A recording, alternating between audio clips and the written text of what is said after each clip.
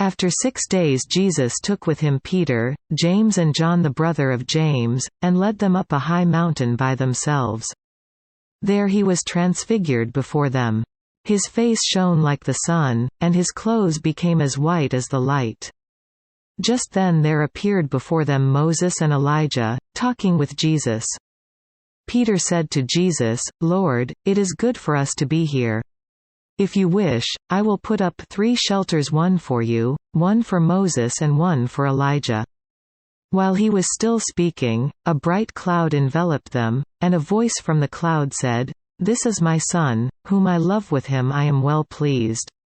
Listen to him." When the disciples heard this, they fell face down to the ground, terrified. But Jesus came and touched them. "Get up," he said. "Don't be afraid." When they looked up, they saw no one except Jesus. As they were coming down the mountain, Jesus instructed them, "Don't tell anyone what you have seen, until the Son of Man has been raised from the dead." The disciples asked him, "Why then do the teachers of the law say that Elijah must come first?" Jesus replied, "To be sure, Elijah comes and will restore all things. But I tell you, Elijah has already come, and they did not recognize him, but have done to him everything they wished. In the same way the Son of Man is going to suffer at their hands."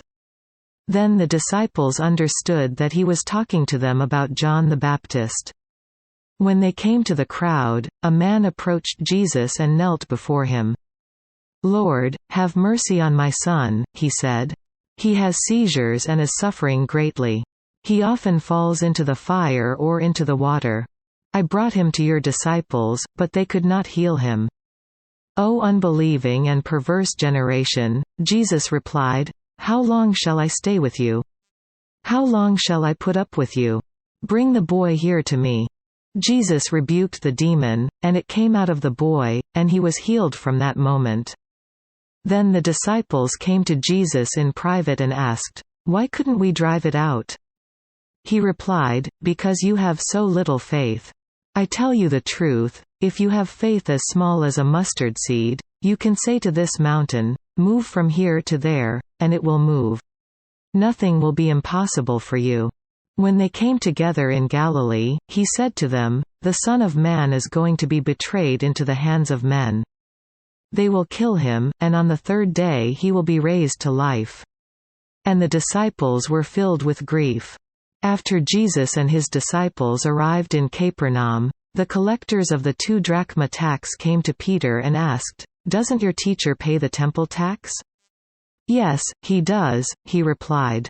When Peter came into the house, Jesus was the first to speak. "What do you think, Simon?" he asked. "From whom do the kings of the earth collect duty and taxes, from their own sons or from others?" "From others," Peter answered.